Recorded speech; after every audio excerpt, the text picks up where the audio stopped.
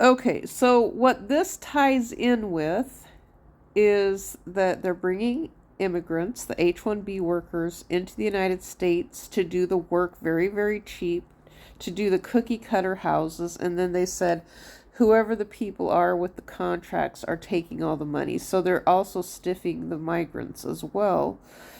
This says how this might come up if your residents don't broach it. Let's say someone died, and when we really don't know who owns something, and then by sheer accident of that, they find out about their legal status. Oh, what they're saying is that migrants can live in HOA communities.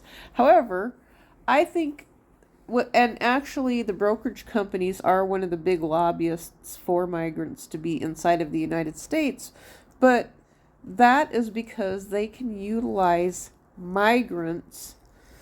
I know what they called them, property managers. So it's part of the Airbnb and short-term rentals, and I don't know, maybe even the renting inside of a house, to make a house payment, because that's something that's very common too.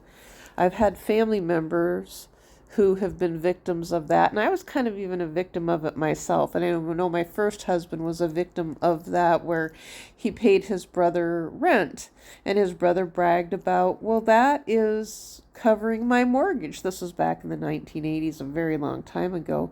Said, well, that's covering my mortgage payment.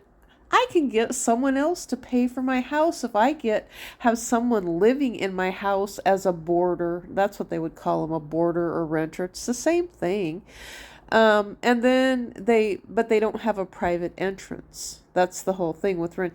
Well, should a person who has a family member or someone living with them to pay their mortgage for them specifically because they know they're in a rock and a hard place, and so then they want to charge them rent for their mortgage, shouldn't they have to have a business license?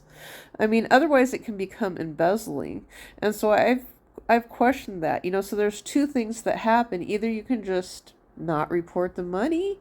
You can receive the money, not report it to the government as a profit that you're getting your house paid for by someone else and exploiting your family member who's paying your mortgage for you.